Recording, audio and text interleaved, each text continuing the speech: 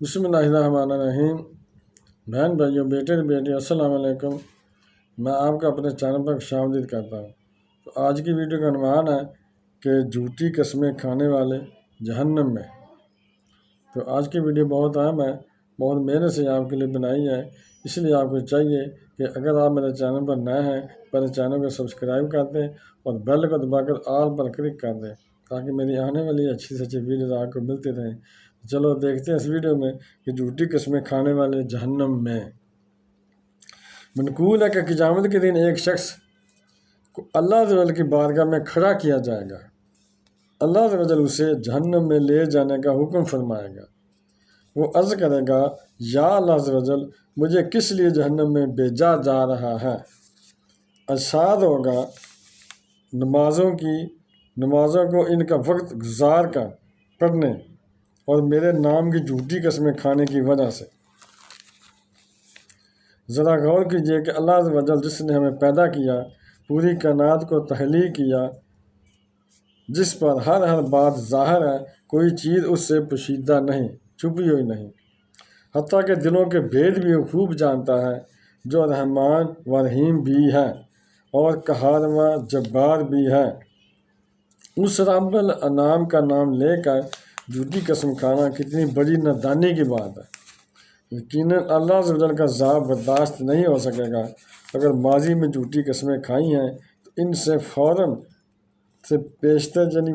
سے پہلے توبہ کر لیجئے اور یہ بات خوب ذہن نشین فرما لیجئے کہ اگر وقت ضرورت قسم کھانی ہی پڑے تو صرف و صرف سچی قسم کھائے۔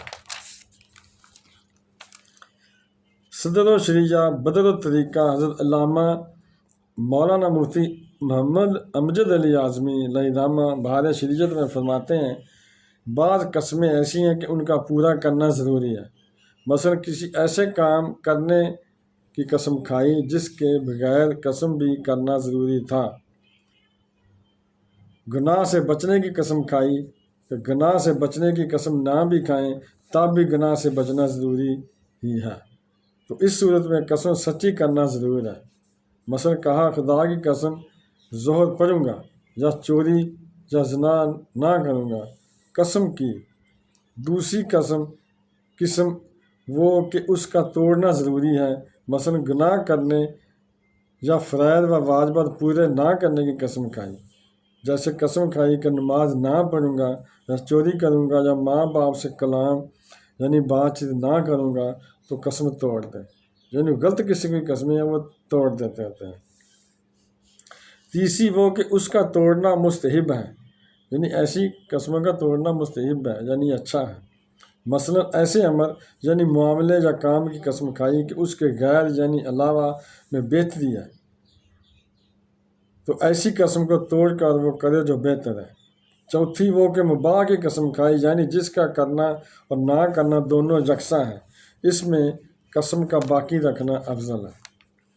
جو شخص کسی چیز کو اپنے اوپر حرام کرے، مثلا کہے فلاں چیز مجھ پر حرام ہے، تو اس کہہ دینے سے وہ شے حرام نہیں ہوگی،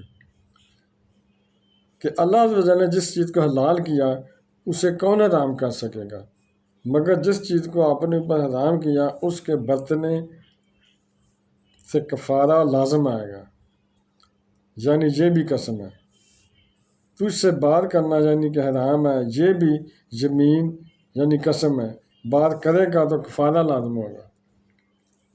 بہتر کام کے لیے قسم توڑنے کی اجازت ضرور ہے، مگر توڑنے کے بعد کفارہ دینا ہوتا ہے، جیسا کہ حضرت سیدنا ابو الحوث عوف بن مالک رضی اللہ عنہ اپنے والد سے روایت کرتے ہیں، میں نے عرض کی، یا رسول اللہ صلی اللہ علیہ وسلم، فرمائیے کہ میں اپنے چچا زاد بھائی کے پاس کچھ مانگنے جاتا ہوں تو وہ مجھے نہیں دیتا، نہ صلہ رحمی کرتا ہے، پھر اسے جب میری ضرورت پڑتی ہے تو میرے پاس آتا ہے، مجھ پر کچھ مانگتا ہے، یعنی مجھ سے کچھ مانگتا ہے، میں قسم کھا چکا ہوں کہ نہ اسے کچھ دوں گا نہ صلہ رحمی کروں گا، تو مجھے حضور سراپا نور صلی اللہ علیہ وسلم نے حکم دیا کہ جو کام اچھا ہے وہ کرو اور اپنی قسم کا کفارہ دے دو، یعنی جو برے قسم کے لیے قسم کھائی ہے تو وہ قسم توڑ دو اور اس کا کفارہ دو۔